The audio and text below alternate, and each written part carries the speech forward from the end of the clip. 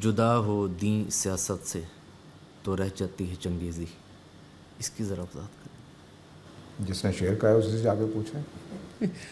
اصل میں یہ پروفیشنز اسلامک حوالے سے اسکالرز کا، پھر اس کے علاوہ یہ پولیٹکس میں لوگ آ جاتے ہیں، کچھ علماء جو پولیٹکس میں آ جاتے ہیں، تو وہاں یہ پھر کوٹ کیا جاتا ہے اس حوالے سے۔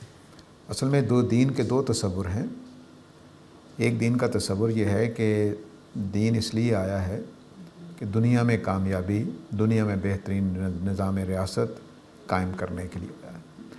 دوسرا نظریہ یہ ہے کہ دین دراصل انسان کی اصلاح و تربیت کے لیے آیا تاکہ وہ آخرت میں کامیاب ہو جائے۔ تو جو لوگ یہ سمجھتے ہیں کہ دین اس لیے آیا ہے کہ بہترین نظام دنیا میں فائدہ ہو، مثلا سب سے بڑی تنقید جو کی جاتی ہیں اسلام کے اوپر، ان میں یا مذہب کے اوپر، ان میں ایک تنقید یہ بھی ہے کہ مذہب نے کون سے اچھے لوگ پیدا کیے ہیں، دیا کیا ہے دنیا کو، فائدہ کیا ہوتا ہے، یہ سوال اٹھ جاتا ہے۔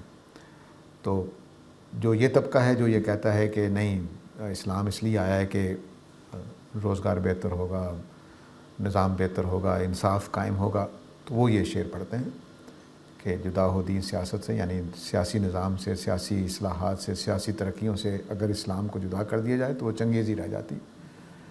ٹھیک ہے۔ اور جو دوسرے لوگ ہیں، یعنی چنگیز کو اگر اسلام سکھا دیا جائے تو وہ صالح حکمران بن جائے گا، اس کا اچھا نظام ہو جائے گا۔ تو دین کو، یہ جو ہمارا ماڈرن سیکولرزم تھا، سیکولرزم کا مطلب یہ ہے کہ اسٹیٹ کا تعلق مذہب سے نہیں ہے، اس کا بھی یہ جواب ہے یہ شعر، کہ ہم اسلام میں یہ بات مانتے ہیں کہ حکمرانوں کو بھی اللہ کی پیروی کرنی ہے، اللہ کے دین کو اپنانا ہے۔ جو دوسرا دین کا تصور ہے، اس میں نظام بنے نہ بنے، دنیا کا فائدہ ہو نہ ہو، میں نے نماز روزہ کرنا ہے تاکہ میں قیامت والے دن کامیاب ہو جاؤں۔ یہ دو تصور ہیں۔ ان کے درمیان میں ایک تیسرا تصور بھی ہے کہ یہ بھی ہے دین، کہ بھئی میں نیکی اختیار کروں آخرت کے لیے، اور دین کا یہ بھی حصہ ہے، اس کے بھی کچھ پیغامات ہیں کہ جو سیاست سے متعلق ہیں، جو ریاست سے متعلق ہیں، اس کے کچھ قوانین ہیں اس نے دیے ہیں۔